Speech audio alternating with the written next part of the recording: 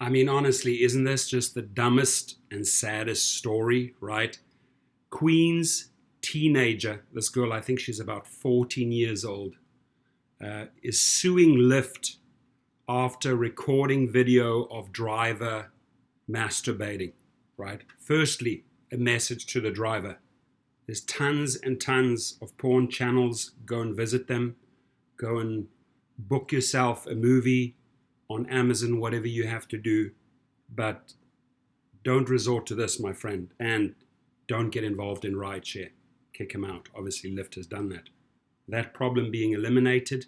Second issue, why did these parents allow a 14-year-old girl, a teenager, to be on the platform? Which brings me to the next point.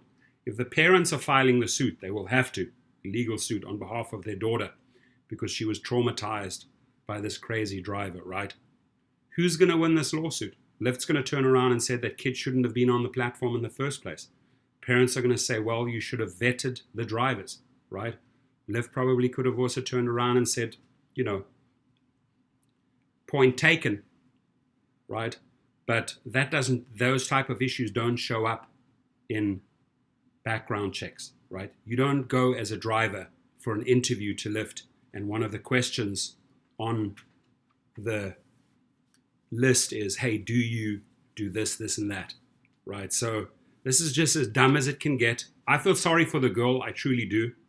I also think it's the parents' fault for throwing a daughter into this type of environment, right? I would say Lyft would win this.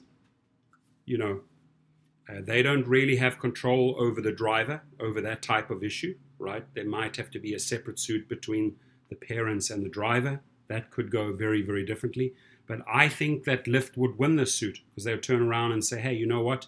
You abused the system. Girl shouldn't have been on there in the first place. You exposed her to this type of story, and we cannot be held accountable for this type of behavior because this doesn't show up on a background check. And that being said, I do think that riders and passengers should be treated equally.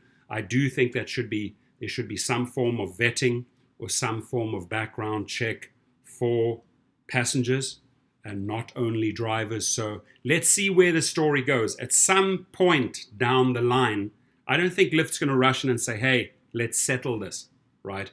I think this is a case that Lyft will go to court on and defend, right? And I'm truly interested to see how this plays out. Your thoughts on this, right? And again, I can only really reach out to the girl, to the child, right? That's who I care about, and say, sorry, you had to go through this, right? I have zero compassion for idiotic parents that subject their child to this type of behavior. Have a great day.